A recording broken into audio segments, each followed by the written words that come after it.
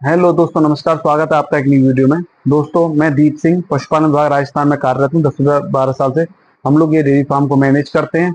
और दोस्तों, आज हम डेयरी फार्म में या फिर जो भी पशु पालते हैं, एक पशु, दो पशु, गाय भैंस वगैरह कोई सा भी एनिमल हम लोग पालते हैं, तो आज हम उसके प्रबंधन की बात करेंगे कि बरसात के मौसमों में उसका कैसा रखरखाव होना चाहिए।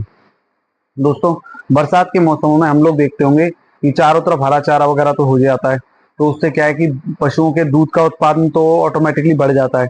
दूध का उत्पादन तो बढ़ता ही बढ़ता है, बट उसके साथ कुछ अज्ञात बीमारियां भी नौता इस समय आ जाता है, जिनको हमें अपने अगर छोटे से प्रबंध करेंगे तो उनसे हम बचाव कर सकते हैं। बरसात के मौसम में आपने देखा होगा कई प्रकार के रोग फैलते हैं। उन रोगों को फैलने के बचाने के लिए कई टीके आते हैं जो बरसात से पहले हमें करवाने चाहिए अपने पशुओं में।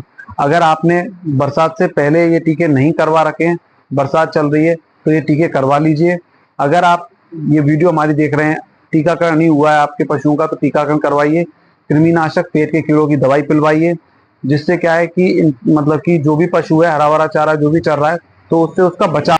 कई बार देखा गया है कि बरसात के मौसम में कई ऐसे रोग हो जाते हैं, घातक रोग, जिनसे पशु बच भी नहीं पाता है। और बरसात के मौसम से पहले हमें टीकाकरण करवाना चाहिए।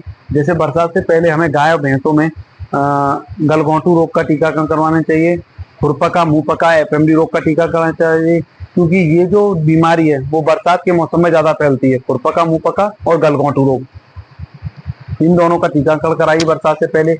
एक तो बरसात में पहला तो हमें उपाय करना है कि हमें पशुओं को बरसात से पहले टीकाकरण करवाना है। फिर उसके बाद हमें दूसरा प्रबंध करना है कि हमारा बाड़ा कैसा है।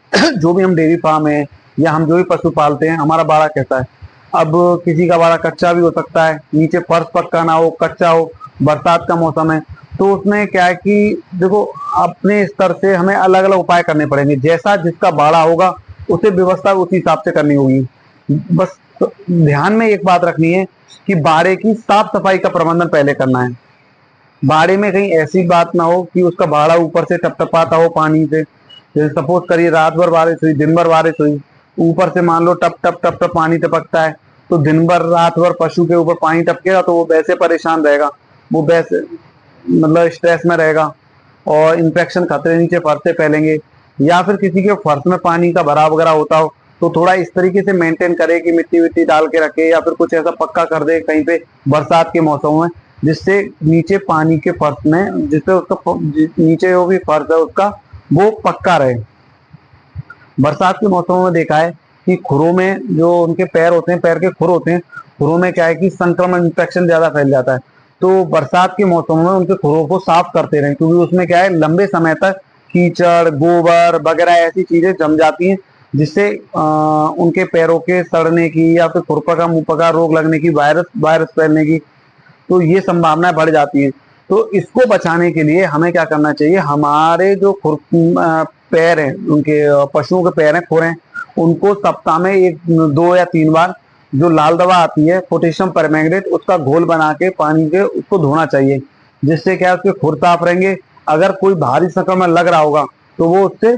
किसान भाइयों, ये अगर छोटे छोटे हम लोग उपाय करेंगे बरसात के मौसम में, तो हम अपने पशु को कई बीमारियों से और परेशान होने से बचा सकते हैं।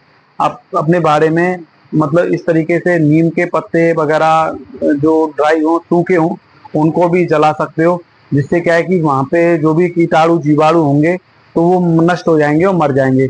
तो इस तरीके से जो भी आप उपाय करेंगे, ये ध्यान रखना है कि हमारे पशु बाड़े में पानी नहीं आना चाहिए। छत पे से नीचे नालियां बंद हो रही है, चौक हो रही है, तो वो खोल दें। जो उपाय हमें कर सकते हैं कर लें, मगर हमारे पशुओं पे पानी नहीं गिरना चाहिए। तो ये अगर छोटे छोटे प्रबंध हम लोग करेंगे तो बरसात के मौसमों में हम भयानक बीमारी, संक्रामक बीमारी जो होती हैं, उनसे अपने पशु को बचा पाएंगे। दोस्तों, हमारी ये इन्फॉर्मेशन आपको कैसी लगी? हमारी वीडियो को लाइक करिए, सब्सक्राइब करिए, और जो भी हमारे से आप जानकारी लेना चाहते हो, इस वीडियो में कमेंट कर सकते हो। कमेंट करके आप हमसे पूछ सकते हो। थैंक यू दोस्तों।